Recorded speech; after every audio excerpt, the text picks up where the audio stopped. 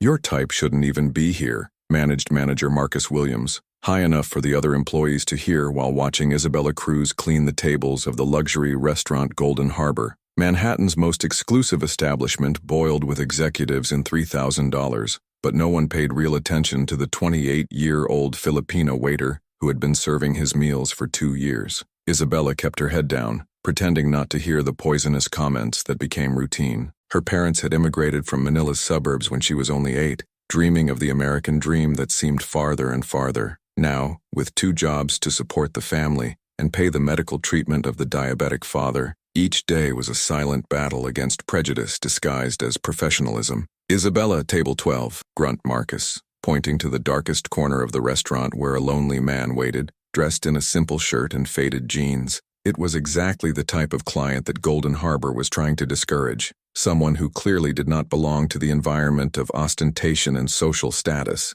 The man raised his eyes as she approached, and Isabella was momentarily surprised by the intensity of his gaze. There was something familiar in those dark eyes, a depth that contrasted with the stripped look. "Good afternoon, Lord. How can I help you?" "Just a simple dish, please," he replied calmly. "What would you recommend?" Isabella hesitated. Most customers didn't even look at them when making orders, treating it as human furniture. "Our grilled salmon is excellent, Lord. It comes with asparagus and mushroom risotto." "Perfect," smiled the man, and it was a genuine smile that came to his eyes. "And your name is Isabella, correct?" "Yes, sir." "How did you know?" Marcus shouted loudly enough for the whole restaurant to hear. He replied with a dry tone that made Isabella repress a nervous smile. While noting the request, Isabella felt something strange, a feeling that that client was not the one who appeared to be. There was a natural authority in their gestures, a silent confidence that people really humble rarely had, but dismissed the thought. After 2 years being ignored and despised, perhaps I was just imagining kindness where it did not exist.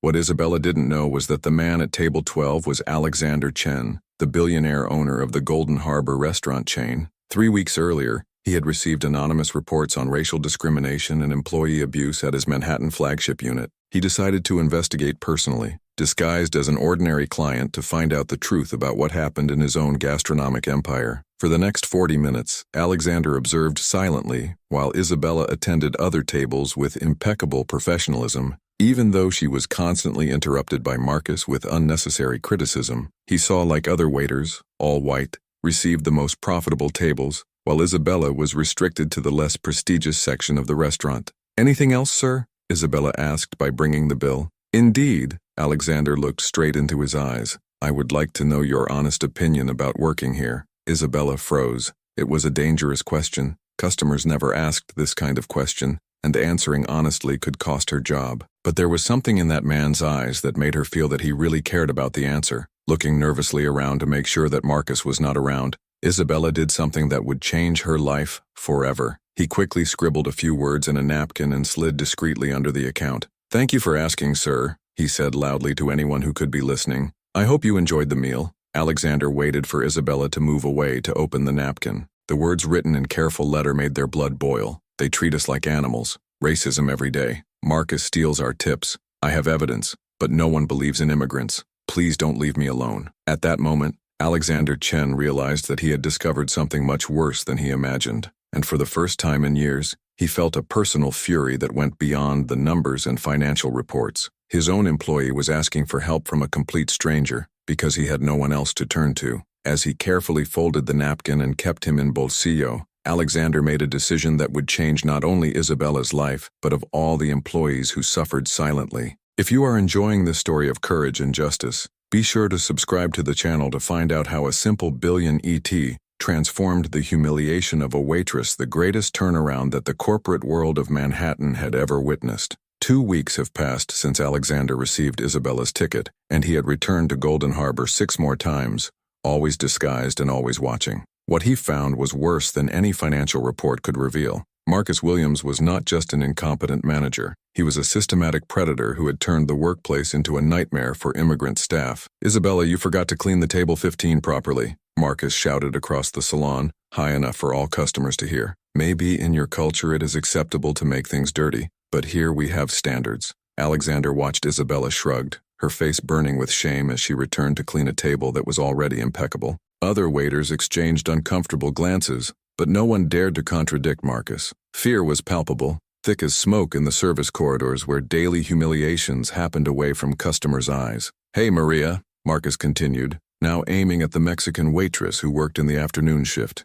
"Your English pronunciation is amazing, customers. Perhaps you should consider working in a more suitable for your level." The pattern was clear. Marcus reserved his cruel attacks for immigrant employees, especially women who desperately depended on employment. He knew exactly how to tread the dignity of people who had no resources to retaliate. Alexander found that Marcus had created a wicked system of extra fees, charged immigrants absurd fines for invented infractions, confiscated tips under manufactured pretexts, and resigned with dismissal who questioned his practices. The most revolting thing was that all this happened under the Golden Harbor brand, the company Alexander had built with values of respect and inclusion. "Is your father getting worse?" Alexander asked Isabella discreetly during her Thursday visit when she brought her account. Her eyes filled with tears she quickly disguised. "Doctor said he needs a more expensive procedure. Our insurer is denying coverage because they consider experimental." "How much does it cost?" $15,000, Isabella whispered,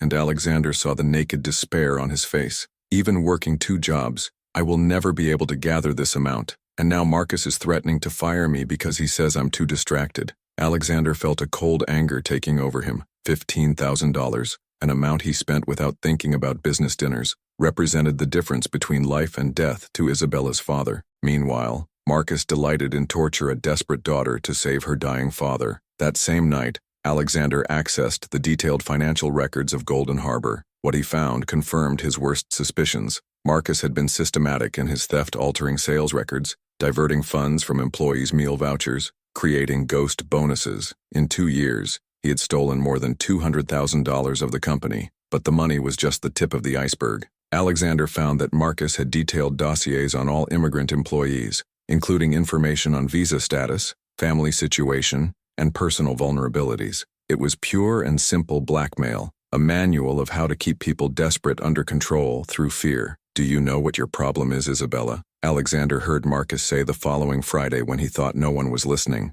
"You think you deserve to be here, but people like you are replaceable. There are 1,000 other hungry immigrants who would do your work for less." Isabella kept the composure, but Alexander saw his hands shake slightly as he cleaned the glasses. She had worked at Golden Harbor for 2 years, building relationships with regular clients, learning every detail of the menu, completely dedicated to work, and Marcus reduced all this to replaceable. Alexander made a decision at that time. It would just be enough to fire Marcus. That would be too much mercy. A man who built his career by destroying the dignity of others deserved to experience in his own skin, which meant losing everything. But first, I needed more evidence. Evidence so solid that not even the best lawyer in the world could contest. "Isabella," he murmured when she passed her table, "do you still have the test you mentioned?" She hesitated, nervously looking around. "Some, but I'm afraid he finds out." "Trust me," Alexander said, and there was something in his voice that made Isabella look more closely for him. "Soon, you will never need to be afraid of him." What Isabella didn't know was that the man sitting on table 12 was not just another supportive client. He was the only man in Manhattan with sufficient power to transform Marcus Williams' life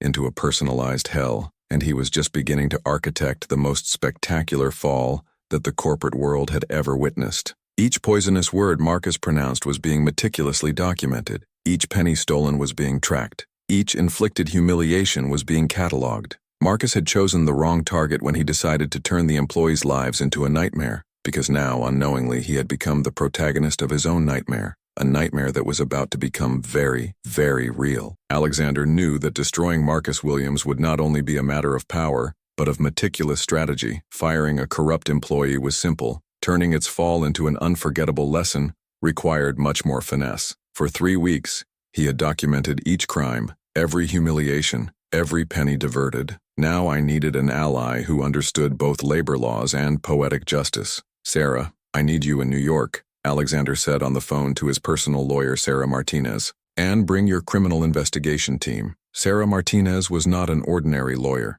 Daughter of Mexican immigrants, she had built her career defending workers exploited by powerful corporations. Alexander has known her for 10 years, since she had faced one of her companies in a labor process, and won. Instead of keeping a grudge, he hired her immediately. "What kind of case?" Sarah asked. already knowing by Alexander's tone that it was not routine. Systematic racial discrimination, theft, blackmail, and abuse of authority. Everything happening in one of my companies under my nose. Alexander stopped for a moment. Sarah, there is a Philippine employee being psychologically tortured 2 years ago. Her father is dying and she can't afford the treatment because the manager steals her tips. Across the line, Sarah was silent. After 15 years dealing with cases of labor injustice, she recognized Alexander's controlled fury. How long do we have? Isabella's father has a maximum of 2 months if he failed to get the treatment, Alexander replied. And Marcus is climbing the persecution. Yesterday I heard him threaten her for inadequate attitude because she defended a Mexican colleague. I understand. Do you want justice or want revenge? Sarah asked directly. I want him to lose everything, Alexander answered without hesitation. I want him to experience his own skin what it means to be publicly humiliated, to lose his dignity, to have his reputation destroyed, and to face real consequences for his actions. Meanwhile, at Golden Harbor, Isabella faced another week of psychological terror. Marcus had discovered that she would miss work on Friday to take her father to an urgent medical appointment and decided to turn it into another opportunity for sadism. Isabella, Marcus shouted on Thursday night when the restaurant was full of customers. Do you think you can just decide not come to work when you want? Sir, I warned 3 days in advance about my father's consultation, Isabella answered calmly, though her hands trembled, and I got someone to cover my shift. It doesn't matter, Marcus smiled cruelly. If you miss tomorrow, you don't have to go back on Monday. There are thousands of people like you who would do anything for this job. Alexander observed the whole scene of table 12, feeling his determination solidify in something like a force of nature. Marcus had no idea that he was signing his own professional death sentence before the only man capable of executing it. That night, Alexander called Isabella using a number she would not recognize. Isabella, here's Alex, the client of table 12. I got your number through a common friend at the hospital where your father is about. Isabella was confused, but something in his voice reassured her. How did you get my number? It doesn't matter now, Alexander said softly. What matters is that I will help you with your father's treatment. $15,000, without interest, no fixed time for payment, only one condition. Which? Isabella asked, suspicious but desperate. Continue documenting everything Marcus does. Every insult, every threat, every penny stolen. And trust me when you say that all this is about to change dramatically. Isabella hesitated. Accepting money from a stranger seemed risky, but the alternative was to watch his father die slowly. Why would I do that for me? Because I recognize a good person being destroyed by a predator, Alexander answered, and because I believe good people deserve someone to fight for them. The next day, while Isabella took her father to the medical appointment who could save her life, Marcus celebrated silently at the Golden Harbor. In his distorted mind, he had finally broken the spirit of the most problematic employee he had. He had no idea that every cruel word he had pronounced had been recorded by high-tech devices, discreetly installed by professional researchers. Sarah Martinez arrived in New York that same day, bringing a team of 5 researchers specializing in corporate crimes. In 48 hours, they had collected enough evidence to process Marcus criminally for theft, blackmail, racial discrimination, and hostile work environment creation. We have everything, Sarah said Alexander during a meeting at his office. Recordings, counterfeit documents, testimonials from 8 different employees, bank records showing the deviations. This man will not just lose his job, he will face prison and complete bankruptcy. But Alexander wanted more than legal justice. I wanted Marcus to experience public humiliation, the desperation of losing everything, the feeling of being judged and rejected by society. I wanted him to understand exactly how Isabella felt every day. Sarah, I want you to organize something special, Alexander said with a smile that she immediately recognized as a harbinger of something brilliantly devastating. A surprise presentation at Golden Harbor during peak hours, with all the clientele elite present. I want Marcus to have his moment of total humiliation before all the people he tries to impress. While the final preparations took shape, Isabella received a call from the hospital that would change everything. Experimental treatment had been approved by the health plan after an extraordinary review of the case. What she didn't know was that Alexander had used her influence to press the insurer, ensuring that her father would receive the best treatment available at no additional cost. For the first time in months, Isabella smiled genuinely, not just because of treatment but because something inside her whispered that the storm was about to pass. What she couldn't imagine was that the storm was not going through. She was being directed with surgical precision against the man who had turned her life into a daily nightmare. Marcus Williams had exactly 72 hours of freedom remaining before finding out what he meant to mess with the wrong person. and when the truth finally exploded, it would be facing an audience that included journalists, authorities, and the entire Manhattan elite he was so worshipping. On Monday, October 15th at 7 a.m., Marcus Williams arrived at the Golden Harbor with the usual smile, completely oblivious to the fact that it would be his last day as a free person. Alexander had orchestrated everything in the smallest details. New York Times and Wall Street Journal journalists discreetly positioned in the restaurant, federal investigators to 3 blocks away, and labor lawyers awaiting the signal. "Isabella, you are late," Marcus roared as soon as she saw her in, completely ignoring that she had arrived 5 minutes earlier than the official time. "Did your Filipina family not teach punctuality?" What Marcus didn't know was that each word was being recorded by high-definition microphones installed by Sarah Martinez's team over the weekend. Most importantly, Isabella used a small recording device that captured everything in crystalline quality for use in court. "Ladies and gentlemen, good afternoon," a strong voice echoed through the restaurant at 12:30 p.m. peak time, when Golden Harbor was sealing with the Manhattan business elite. Alexander Chen entered the main hall, no longer disguised, dressed in a flawless suit that cost more than Marcus's annual salary. Conversation stopped. Cutlery were suspended in the air. Marcus, who was humiliating a Mexican cook near the kitchen, turned slowly, his expression from irritation to confusion, then to a growing terror when recognizing the face he had seen in business magazines. "My name is Alexander Chen," continued, his voice carrying the natural authority of someone used to running boardrooms. "I'm the founder and CEO of Golden Harbor Restaurants, and I'm here to correct an injustice that has happened under my nose for 2 years." The silence in the restaurant was sepulchral. Marcus tried to approach, stammering, "Mr. Chen, what a wonderful surprise. I'm Marcus Williams, manager of this unit. It was not warned that it would come today." "Marcus Williams," Alexander cut him coldly, "you're fired, but that's just the beginning." Sarah Martinez entered the restaurant, followed by 2 federal investigators and a New York Labor Department officer. In the hands, a thick paste with evidence that would completely destroy Marcus. "In the last 3 months," Sarah has announced for the entire restaurant, "we collected extensive evidence that Mr. Marcus Williams has systematically discriminated against employees based on its ethnic origin, deflected more than $200,000 at the company's back, and created a hostile work environment through blackmail and intimidation." Marcus tried to protest. "This is a misunderstanding. I have always been a professional with all the employees." "Really?" Alexander drew a tablet and turned on the audio at loud volume for the entire restaurant to listen. Marcus's voice echoed by the speakers. "Your type should not even be here. People like you are replaceable. Maybe in your culture it is acceptable to make things dirty." Customers were visibly shocked. Some began to whisper with each other. Others pulled cell phones to record the scene.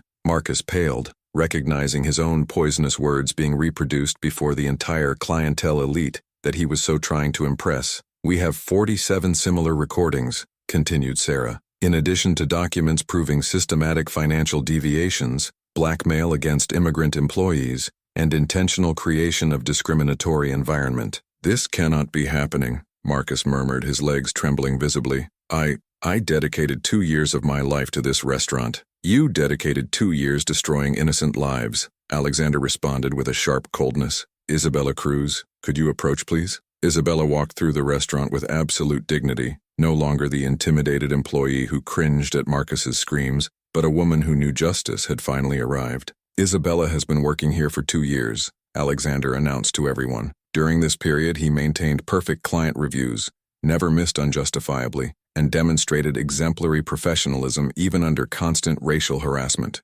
Marcus tried one last desperate card. "She's a liar. Employees like her invent these stories to get money." It was the drop of water. Alexander approached Marcus until he was a few inches from his face. "Employees like her?" he repeated with dangerously low voice. "Do you mean honest workers and worthy employees? Because if that's it, you're right. I value people so much more than racist parasites who steal from their own company." Federal investigators approached Marcus with handcuffs. "Marcus Williams, you are trapped by fraud, racial discrimination, hostile work environment creation, and diversion of corporate funds." "No!" Marcus shouted, finally understanding the magnitude of his fall. "I have a reputation. I have family. This will destroy my life. I should have thought of it before trying to destroy other people's lives," Alexander responded without a drop of sympathy. While Marcus was dragged in handcuffs by the investigators, passing through the kitchen where all the immigrant staff he had terrified watched in silence, Alexander turned to Isabella. "Isabella Cruz," announced for the entire restaurant.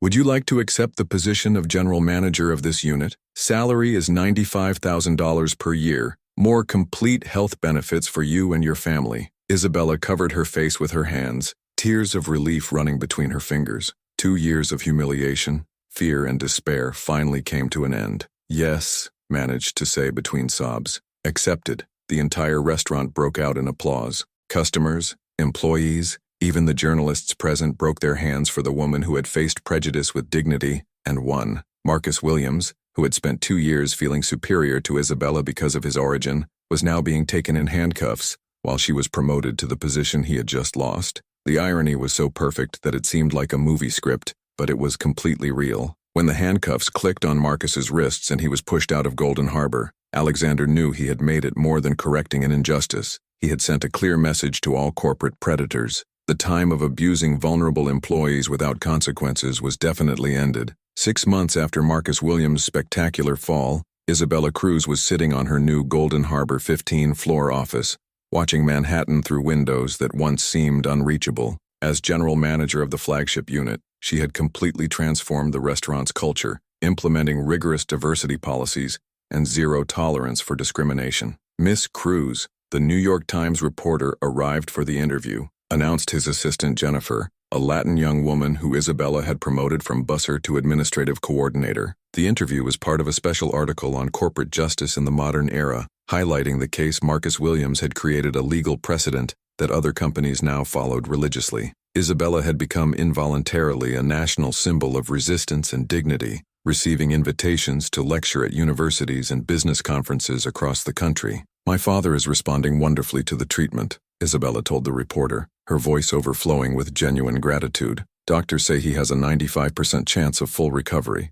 But do you know what thrills me most? The medical treatment that cost $15,000 had been completely covered by the new expanded health program that Alexander implemented in all Golden Harbor units. More than 200 employees and their families now had access to top-class medical care, all funded by the company. Meanwhile, Marcus Williams faced a drastically different reality. Sentenced to 3 years in prison for corporate fraud and racial discrimination, he had lost his home, his car, and his reputation was so destroyed that no respectable company would hire him. His wife had asked for divorce after discovering the extension of his crimes, taking with him the 2 small children and half of the remaining assets after the courts. "Do you know what is ironic?" Alexander told Sarah Martinez during a commemorative lunch at the restaurant that had become a symbol of transformation. "Marcus spent so much time trying to prove that it was superior to people like Isabella, who never realized the obvious. She has always been superior to him in every way that really matters." Sarah smiled, remembering the satisfaction of seeing Marcus being taken in handcuffs against dozens of journalists. Justice has these delicious ironies.